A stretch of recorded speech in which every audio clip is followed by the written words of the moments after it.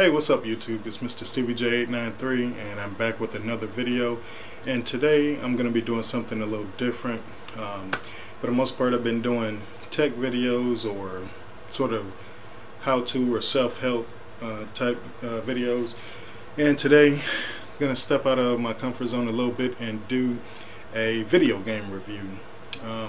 It's been a while since I bought a video game. I do own several consoles. I just haven't been playing games that much.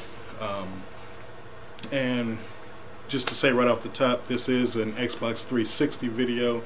I know the Xbox One and the PS4 are out, but for me, jumping on a console as soon as it comes out has never been something that I've done. One, the price is too high. Two, there's not a whole lot of games, worthwhile games right now for either console at launch. And three, consoles when they come out, they usually have a few glitches or bugs, so I wait a little bit for them to work those issues out and then decide what I'm gonna get. Just to give you an example, I think the Xbox 360 came out in 2004, 2005. I didn't pick one up until 2007.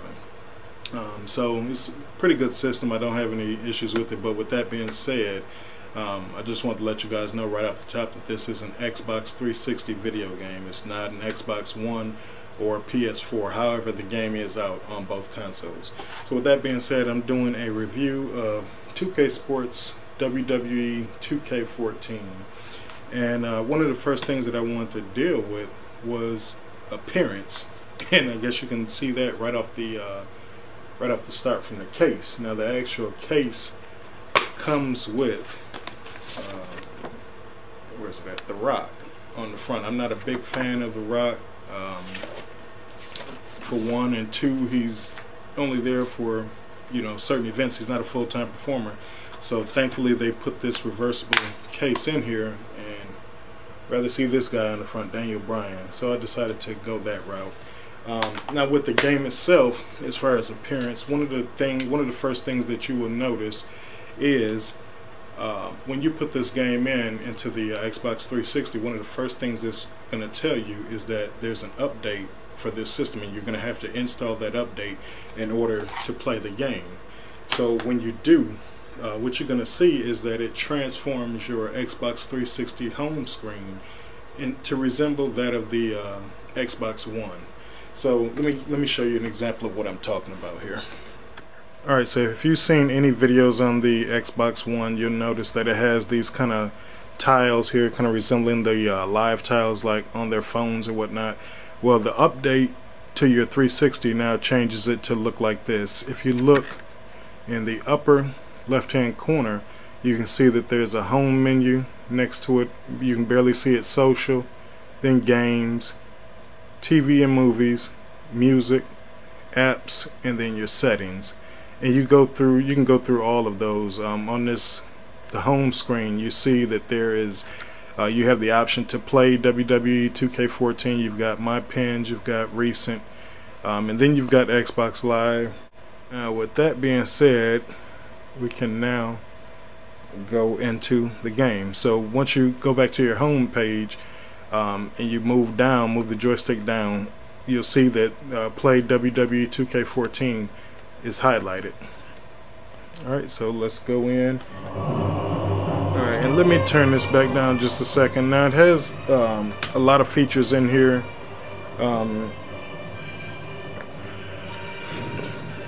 Okay, you're gonna get this screen here that tells you don't turn the console off while you see any of these icons on the screen: saving data, loading data, or checking data. You can accept it. Alright, and then it gives you the option to save it on the hard drive or save it in the cloud.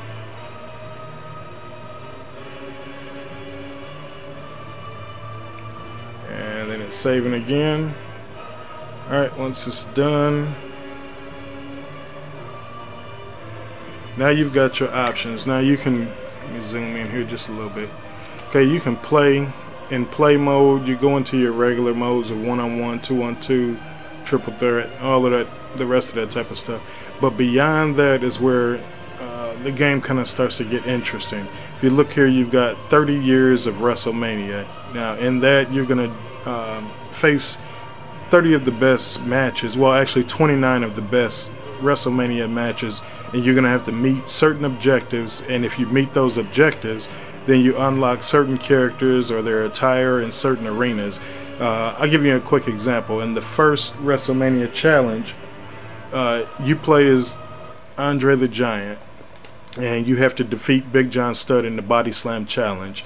Well, there's certain criteria that you have to meet. One, you have to body slam Big John Studd, and you have to wear him down to get him to a point to where you can slam him. Two, you have to do it within 6 minutes. And if you don't, then you lose the match. You're not going to unlock anybody. If you do that, if you are able to defeat Big John Studd by slamming him, then it goes into the regular cutscene of what actually happened at WrestleMania 1 when Andre the Giant took the bag of money and threw it out in the crowd, and Bobby Heenan ran in and yanked it from him and ran off. But after that, you will unlock Andre the Giant as a playable character, as well as Big John Studd, and you will unlock the WrestleMania 1 arena. Alright, so as you go through, you're going to face each one of these. So there's a lot of unlockable characters, and I'll tell you who they are in a few minutes. But the reason I said there's 29 WrestleMania matches that you have to go through is because for the 30th match, the 30th WrestleMania challenge, you are in charge of creating that match. So you can create, you can take your favorite wrestlers and put them in whatever type of match that you want, and you can create that as well as the objectives to complete your 30th year of WrestleMania. WWE Universe, that is the equivalent of playing through seasons. You go through, it'll show you a calendar. Matter of fact, let me go in just a second. Alright, so what it's going to do, you can see I played a few, won a few, lost a few. It'll bring you up like this is a Raw event, episode of Raw, and you get to play through the matches. You can actually simulate. I simulated a lot of them, a lot of matches that are kind of, as far as I'm concerned, meaningless. And then you can play the you can actually play whichever one of these matches that you want. So the way you access it is you go to play matches, hit A, then it'll take you over here and you can pick whichever one you want. Alright, and as you can see here at the very bottom, Super Cena defeated Dolph Ziggler. So alright, come out of there, you go down to calendar, then it shows you all of the Raw, SmackDown, and WWE Superstar events leading up to Extreme Rules, your pay-per-view. Now also with that, when you come back over here to the menu, you have rivalries, so you can see up at the top what rivalries are heating up, and you see Dolph Ziggler and John Cena are a current rivalry, and they've got 11 weeks remaining, so you just play through that. WWE.com shows you all of the champions as well as their top challengers for their championships. Also shows you stats, like Undertaker here, 21 wins and 21 appearances for WrestleMania. You can go into that, and it shows you, it starts showing you information for the championships, such as major title is the WWE Championship, and you see the person with the most wins is John Cena with 11 wins, and he's held it for the longest period of time, is 162 weeks. Or no, I guess that's the cumulative total. It's 162 weeks is several years, and he has not held the title several years consecutively. But anyway, that's the total amount of weeks that he's worn the WWE Championship. And then also down here at the bottom, you can customize the WWE universe. Alright, so with that being said, that's the WWE universe section.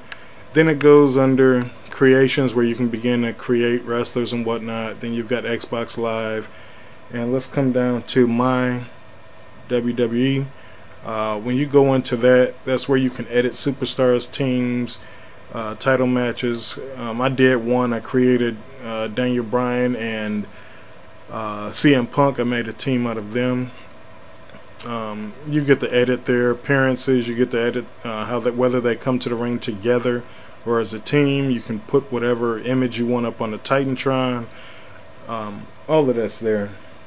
Next, you have options, and it gives you this information here. These are your choices, and then lastly, WWE shop. So with that, let me swing back, because the last thing I want to cover is all of the unlockable characters, and then with that I'm going to wrap this video up. Alright, so to let you know that I'm giving you legit characters as far as unlockables, I'm getting this information straight from the WWE 2K14 strategy guide, so this is no nonsense here. But your unlockables, let's go here. Well, actually what I'm going to do is just list the wrestlers. Everything else you can go through the game and find out. Unlockables are Big John Studd, Andre the Giant, Bobby Heenan, King Kong Bundy, Hulk Hogan from WrestleMania 2, Miss Elizabeth from WrestleMania 3, Ricky Steamboat, Randy Savage, Ted DiBiase, Sergeant Slaughter, Mr. Perfect. I'm looking through here because, and it's taking me a few seconds because there's a lot more than just characters that you unlock. You can unlock wrestling attire and things like that.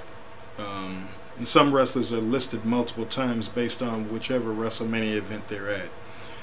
Next you've got Ric Flair, Yokozuna, Mr. Fuji, Bret Hart, Razor Ramon, Shawn Michaels, Diesel, Paul Bearer, Stone Cold Steve Austin, Kane from WrestleMania 14, The Rock, Mr. McMahon, Big Show, Triple H, both of those are from WrestleMania 16, Mick Foley, Stone Cold attire, Hollywood Hulk Hogan, Y2J, John Cena, Goldberg, Brock Lesnar, JBL, Lita, Edge, Batista, Randy Orton from WrestleMania 24, Alberto Del Rio from WrestleMania 27, The Miz from WrestleMania 27, Paul Heyman,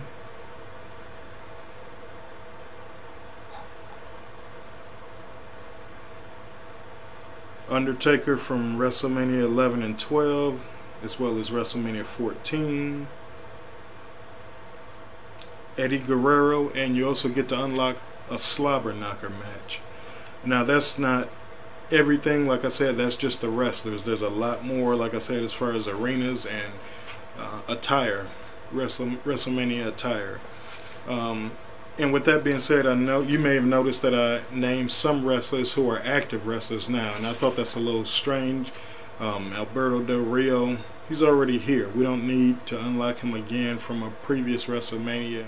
Alright, so enough talking. I guess it would be a little bit better to show what some of the gameplay on here looks like. One thing I forgot to mention also is the fact that you can create soundtracks on here, so you can go through and pick whichever wrestler's music that you like, and that'll play throughout these selection screens. So as you can see here, alright, now I'm in the selection screen. You can see I've already unlocked Andre the Giant, I've unlocked Big John Studd. Just picked the game up yesterday, so those are the only two that I've unlocked. Since I've been playing it, I've come to like CM Punk's moveset. So as you see, if he gets more attire, you can select to change that using the left and right buttons. You can also select the number of finishers that he uses with the left and right triggers. So once I select that, then I can add a manager. I haven't unlocked any managers, so I won't be using any. So here you pick his opponent. And we're just going to put him against...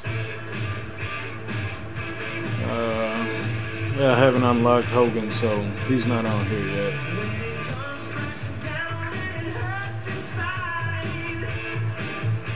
Alright, we're going to make him against Ryback. We'll give him one move. Alright, so I've enabled the intro, so you'll see that.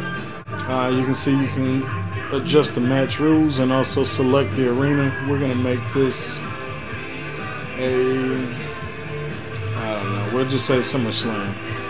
So now they're in the SummerSlam arena, and we're going to hit play.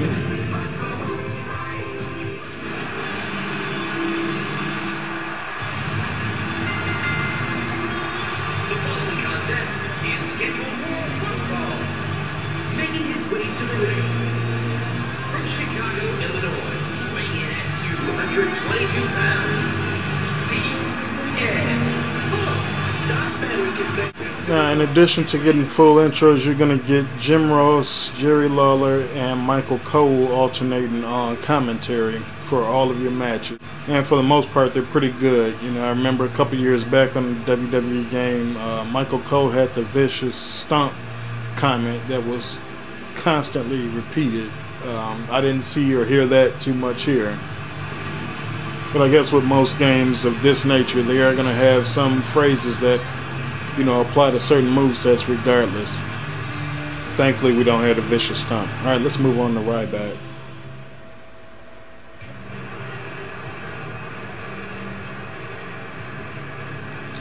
One of the things I like about this also is the fact that you can do finishers. You can wear a guy down and then you can start doing finishers fairly early in the match. That's one thing I do like. One thing I don't like is that you still have, say for instance, somebody like CM Punk size being able to suplex somebody like the Big Show. I saw that during the Big John Studd Andre the Giant match. Big John Studd actually did a double underhook suplex on Andre the Giant, which we know in reality would have been impossible. But other than that, I mean, there's not too many flaws or faults with it. All right, let's get into the gameplay here.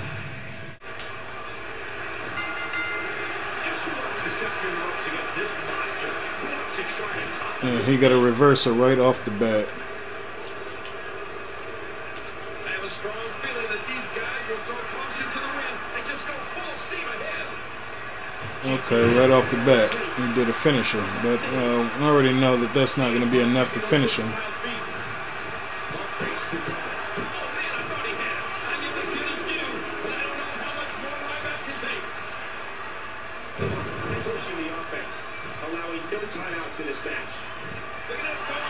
And the Anaconda Vice. Now, fairly early in the match, you're not going to be able to get submissions to work. Okay, now that's one thing I do dislike. I mean, when your character gets dazed off of a simple move, right?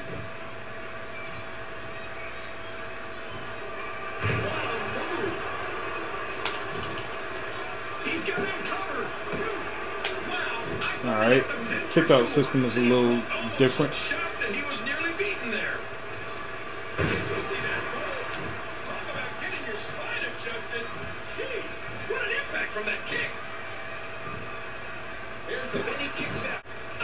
And I think Ryback was already busted open, so yep, you can see him bleeding. And if you see me doing a lot of the same moves over and over, it's because I haven't mastered his moveset. I do like it, but I just haven't mastered it yet.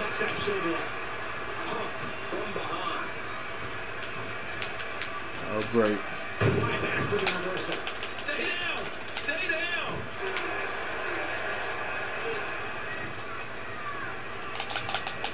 You can do reversals. Here we go again. And that's the finisher.